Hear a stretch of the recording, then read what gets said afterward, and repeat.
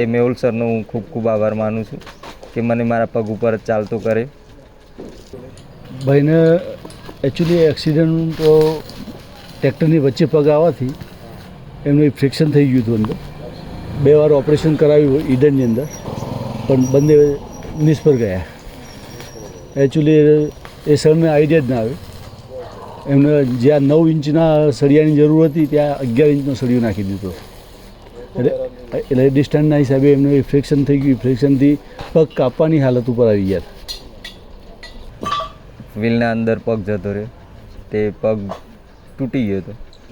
હા, ઈડર ઓપરેશન કરાયું, તે ઓપરેશન સક્સેસ ના થયું.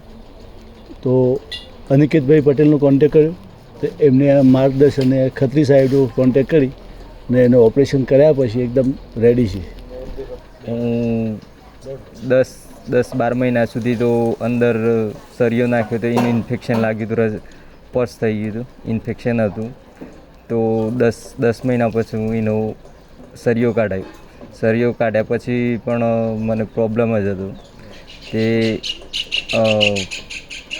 ચાલી શકતો નહોતો, હું પગ ઉપર ચાલી શકતો નહોતો. પછી મેં પાછું ઈડર દવાખાને તપાસ કરી.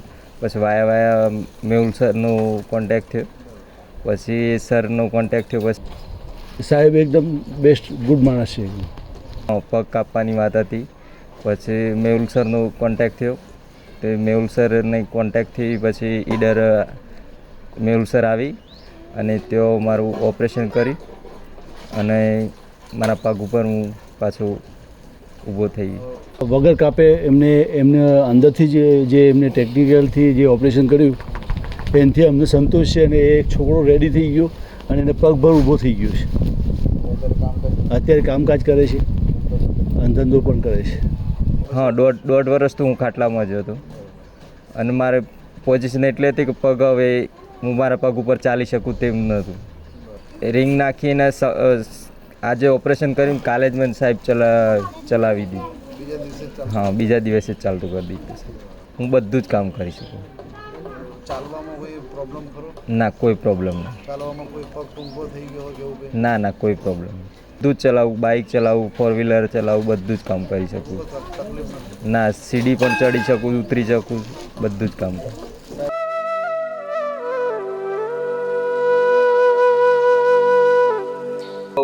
દિલથી આભાર માનું કે ભગવાન બનીને મારા પગ ઉપર ચાલતો કર્યો. એમનો હું ખૂબ ખૂબ આભાર માનું. મારા વાઈફ છે, 2 છોકરા છે, મમ્મી પપ્પા છે.